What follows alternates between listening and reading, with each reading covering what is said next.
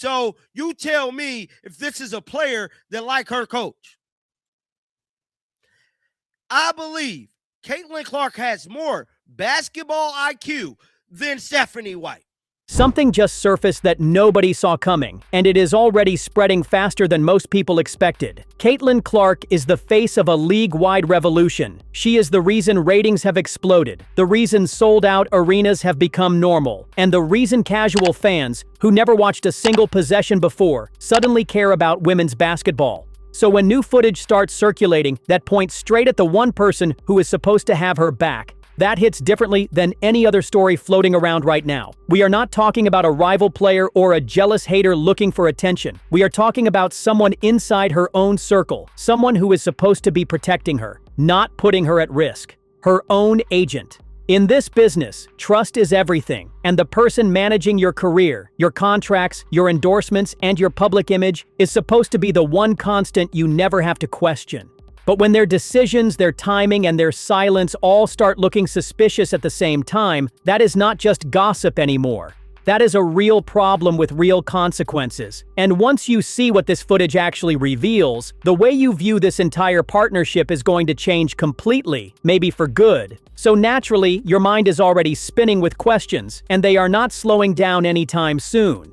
What exactly does this footage show, and why is it surfacing right now of all times? Almost like the timing itself was chosen on purpose. Is this genuinely about her agent, or is the internet just connecting random dots that were never actually connected in the first place? You are probably also wondering how something like this could stay buried for this long, without anyone in her camp saying a single word publicly. And if there is real truth behind it, what does that actually mean for her career going forward, especially with everything currently riding on it? Her endorsements, her contracts, her entire public image were all built on the assumption that the people closest to her were protecting her interests at every turn. But here is the question that really lingers long after the footage ends. If the person closest to her cannot be fully trusted, then who actually can be trusted in this industry at all?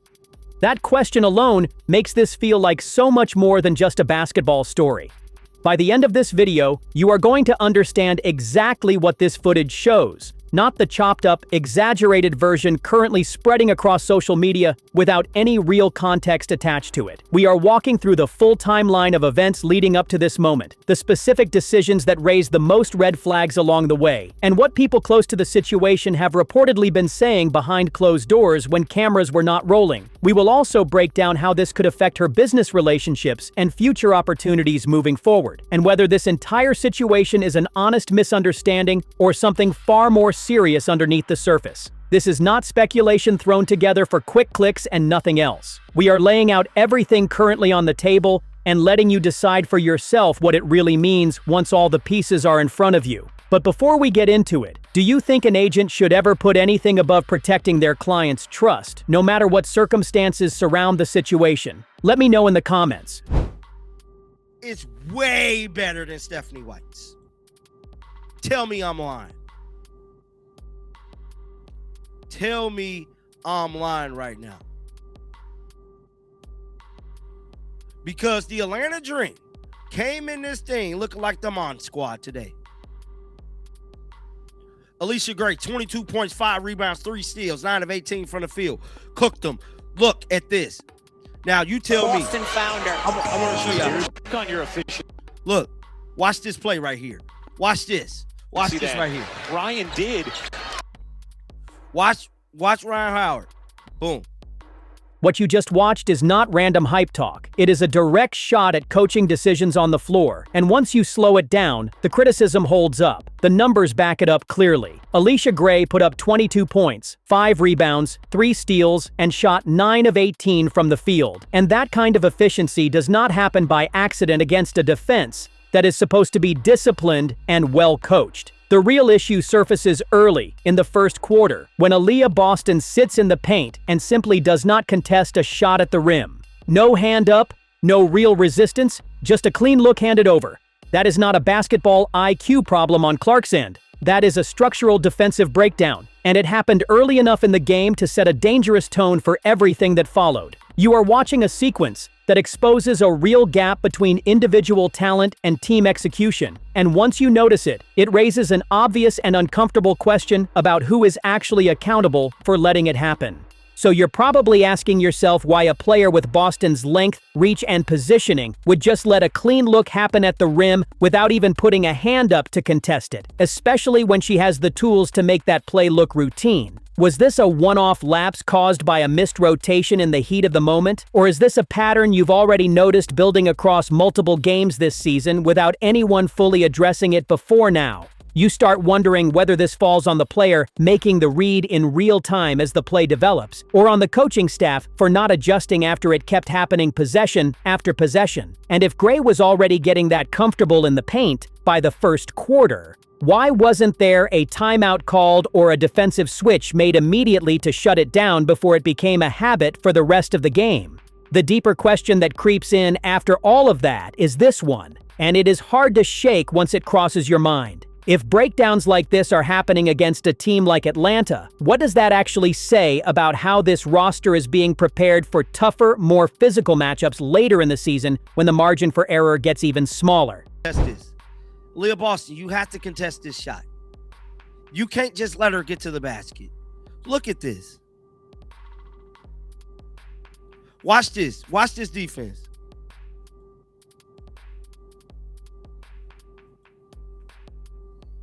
Here is the honest take. This was not a talent issue. It was a discipline and communication issue. And those are coaching problems before they are ever player problems, because the physical tools were clearly there the entire time. Boston has the length, the size, and the timing to contest that shot without question, which means the breakdown points back to rotations, scheme, or simply not adjusting fast enough once Atlanta started finding rhythm inside and exploiting the same gap over and over again. Patterns like this tend to repeat when there is no in-game correction, and letting a player like Gray get comfortable for an entire quarter before making any real adjustment is a costly, avoidable delay that good coaching staffs usually catch within a possession or two, not a full 10 minutes. This is exactly the kind of moment that fuels real frustration among fans who feel like the talent on this roster is being undercut by execution and preparation at the coaching level, especially when the fix seems obvious from the outside looking in.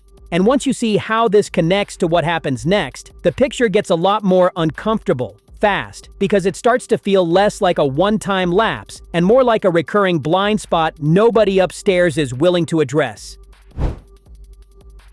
Let's see. Now, this is just Alicia Gray. Raven Johnson, nothing she can do here. She's too little. Why is Raven Johnson even on the court? She's just too little. Atlanta, a big team. Look at this. No contested shot. Wide open. Wide open. Look at it. Look at the space.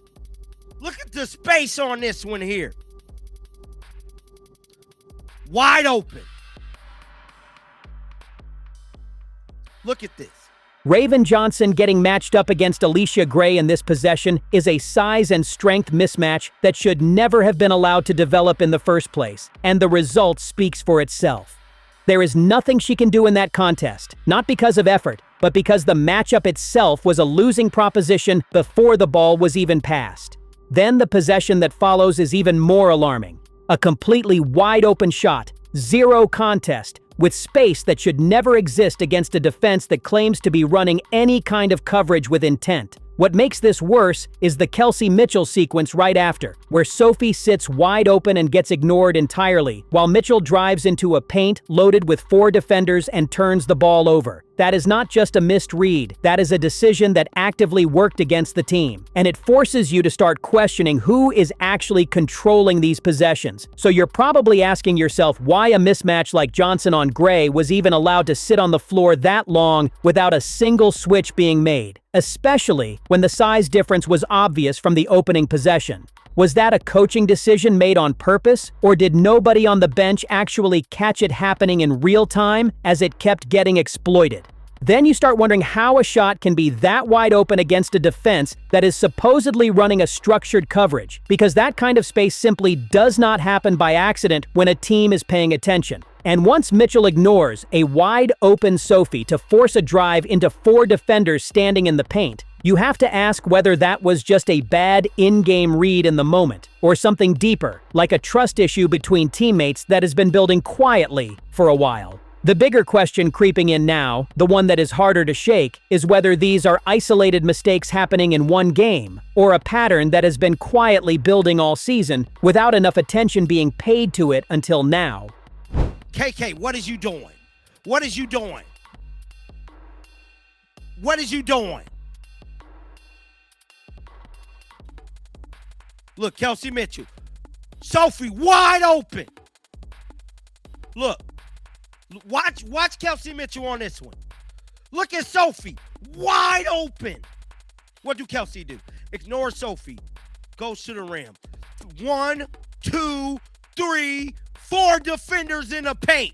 What is you doing? What is you doing? You tell me if Kelsey Mitchell stat pattern or not.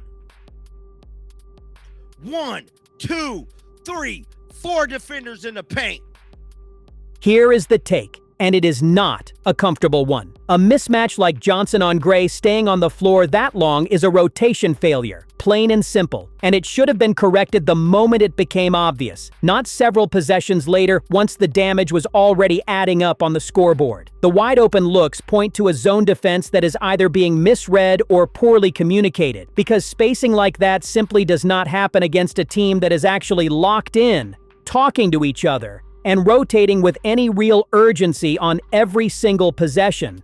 And Mitchell ignoring an open teammate to force a drive into 4 defenders is not bad luck. It is a decision-making problem. The kind that shows up repeatedly across close games and quietly turns winnable matchups into losses without anyone in the building fully addressing why it keeps happening possession after possession. These are not random one-off mistakes anymore. They are starting to look like a pattern that has been building under the surface for longer than most fans realized, the kind of pattern that does not just go away on its own, without real accountability. And that pattern is exactly what makes the next sequence even harder to watch, because it pushes the same uncomfortable question even further than before, right to the point where it can no longer be ignored. What started as a few isolated lapses turned into a clear pattern by the end of this breakdown. Boston's unchallenged paint looks, Johnson stuck in a mismatch nobody fixed, Mitchell forcing drives into traffic while teammates stood open. None of this is about talent. It's about communication, rotations, and a coaching staff that's reacting to possession too late, game after game. And here's the blunt truth. If these breakdowns keep showing up against teams that aren't even elite, this roster has zero margin left once the schedule gets harder. That's not a hot take. That's just what the film shows. If you want every one of these patterns broken down before the rest of the league catches on, subscribe now, because we'll be tracking whether this staff actually fixes it or keeps letting it slide.